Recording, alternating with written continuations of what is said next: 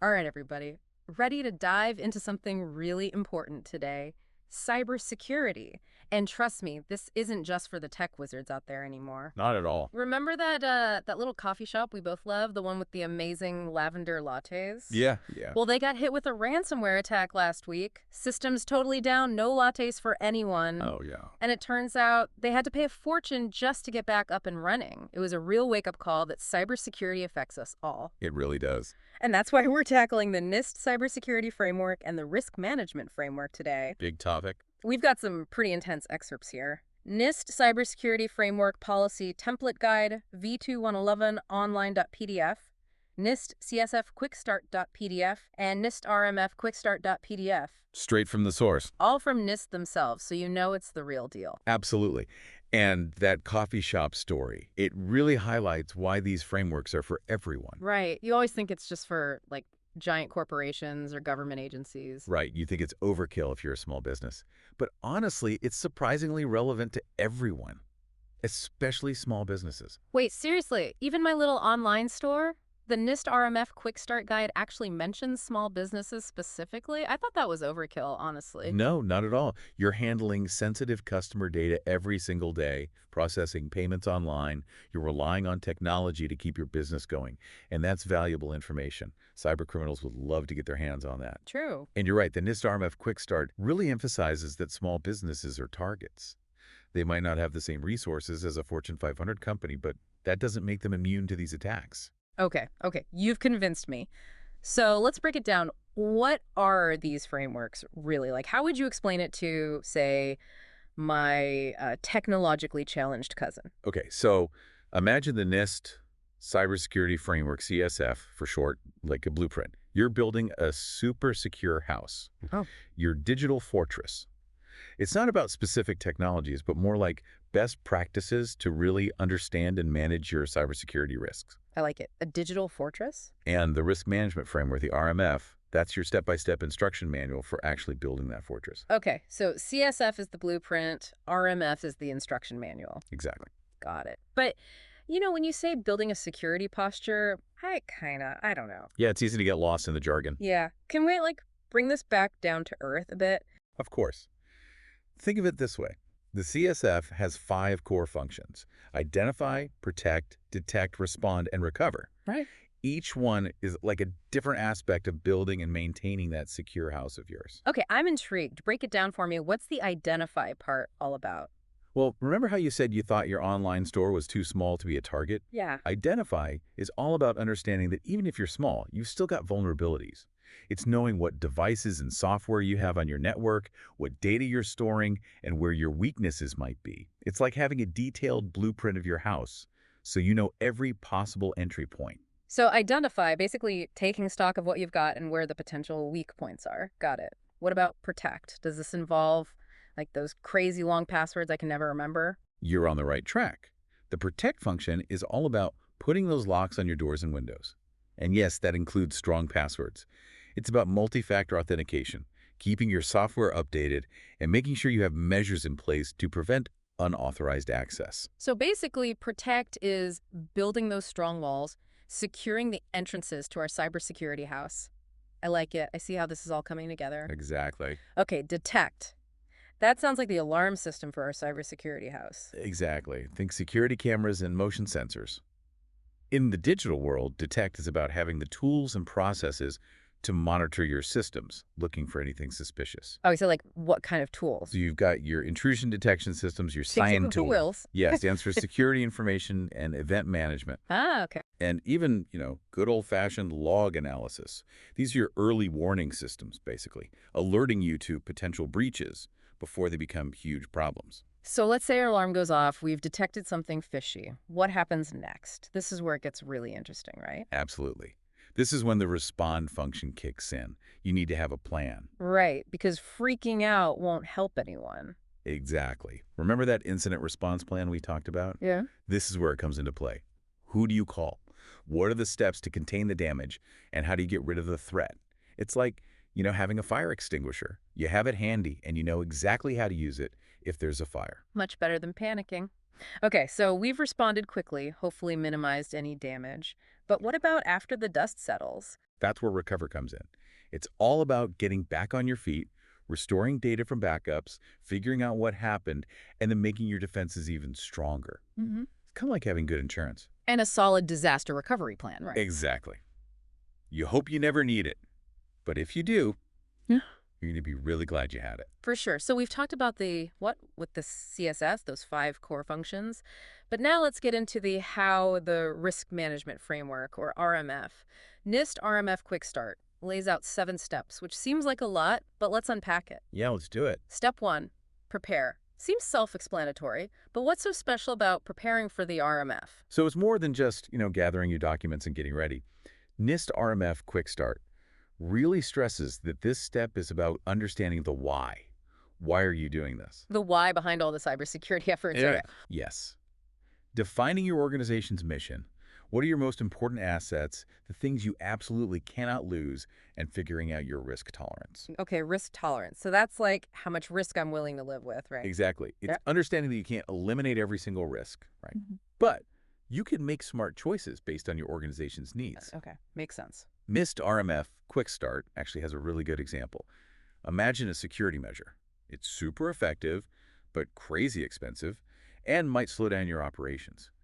Risk tolerance helps you decide if you should implement it, or if you should maybe find a more cost-effective option that still gives you decent protection. So finding that balance between being as secure as possible, but still being able to function as a business. Gotcha. Okay, so we've prepped our game plan. Now what? Now we categorize. Step 2, categorize. Right. We get to play what's the worst that could happen with our data and systems. Sounds fun. Right.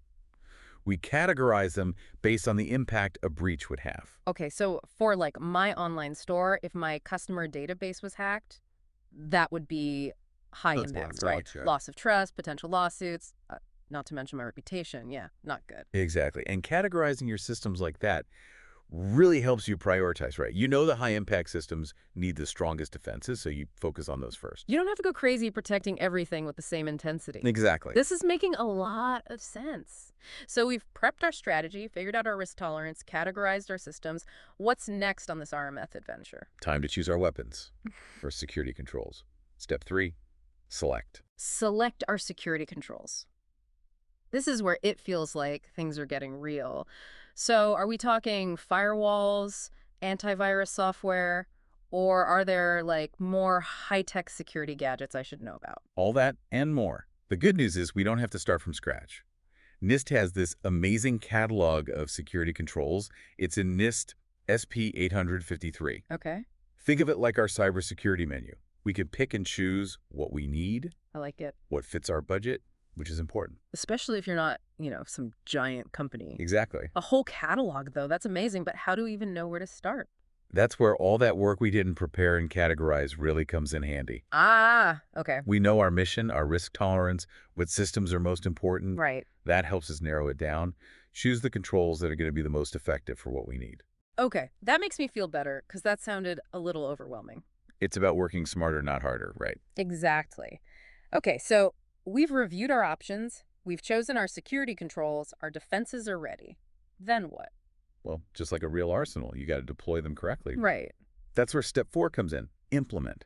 Okay. Actually configuring those firewalls, installing that software, making sure everything is working together. So it's not enough to just have the right tools. You have to make sure they're actually set up right and working the way they should. Yes, and implementation can be tricky. Even for bigger companies, that's where things often go wrong. So this step really emphasizes documentation, testing, and really importantly, training your people. Right. You've said it before, but cybersecurity is just as much about the people as the tech. It is. So we have prepped, categorized, selected, implemented. What's left on this RMF to-do list? Well, now that we have everything up and running, we need to make sure it's actually doing what it's supposed to. That's step 5, assess. Okay, so is this where we bring in like the cybersecurity auditors? Sometimes that helps. Those people with like the really serious expressions and the magnifying glasses? It's good to get that outside perspective sometimes. Yeah. But NIST RMF Quick Start gets it. Not everyone can afford that. Yeah. They really emphasize self-assessments, especially for smaller businesses. Oh, that's good to know. So whether we go the DIY route or call in the experts, what are we actually looking for in this assess phase? Good question. Are the controls we implemented actually effective? Are they being used consistently? And, most importantly, are they helping us reach our overall goals? It's about taking a step back and making sure our efforts are actually making a difference. So it's like a report card for our cybersecurity. Hopefully we're getting A's across the board. Mhm. But what if what if we find some issues, some weaknesses? That's where our plan of action and milestones comes in, the POAM. The what? POAM. Okay. Most people just call it the POAM. It's our to-do list, basically. Yeah. We use it to keep track of any problems, any vulnerabilities, and then actually have a plan to fix them. I love that this whole framework is about continuous improvement. We're not just checking boxes, but we're constantly looking for weaknesses and addressing them. I like it. Makes it feel more manageable, too. No. So we're not quite done with our RMF journey yet, are we? 2 more steps. Okay. Step 6, authorize. All right. Bring it on. This is where a senior person in your organization, someone who can make the big decisions, they review everything we've done. Intense. They look at all of it. The risk assessments, the security controls we picked, the implementation, everything. And they decide, Oh, wow. is it good enough?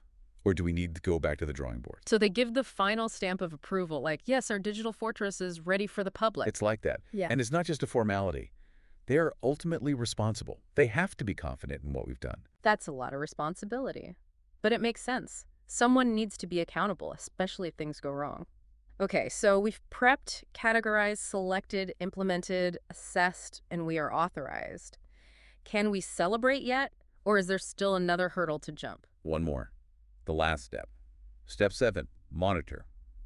This is where we make sure that our house is clean, tidy, and most importantly, secure. So just because we've done all this work doesn't mean we can just forget about it. Right. We have to continuously monitor our systems, look for anything suspicious, new vulnerabilities, and even changes in our organization that could impact cybersecurity. Because, things are changing all the time. Right. The threat landscape never sleeps, as they say. Exactly. It's a marathon, not a sprint. We're in it for the long haul. Having this framework is, it's pretty amazing, honestly. It makes it all feel a lot less daunting, having this kind of guidance. Yes. So we've covered all 7 steps of the RMF. This has been a lot, but it's been eye-opening, to say the least. Before we wrap up this deep dive, though, what are some key takeaways that our listeners can put into practice right away? Well, I think the biggest takeaway is that cybersecurity is not a one-time thing. Right. It has to be an ongoing effort. It's built into your processes, and it's not just about technology. Right. We've said it like a million times, but... It's about people, too. Yes. Train your employees, educate them about the risks. That's one of the most powerful things you can do. Absolutely. You are the weakest link. No, but in all seriousness, knowledge is power. And staying informed about the latest threats and best practices is crucial. Definitely. And don't be afraid to ask for help. There are tons of resources out there. Tons. Organizations like NIST, SANS Institute, even just talking to other businesses in your industry and sharing best practices. Cybersecurity can feel overwhelming, but it's manageable, especially if you don't try to do it alone. Couldn't agree more. And remember, those NIST documents we talked about, they might seem a little dense, but they're full of valuable information. We'll make sure to include links in the show notes so you can check them out for yourself. Please do. This deep dive has given us a lot to think about, but here's something to chew on. We've talked about all the technical stuff, the frameworks, the controls, but what keeps you up at night when it comes to cybersecurity? What's that one thing that makes you go, what if?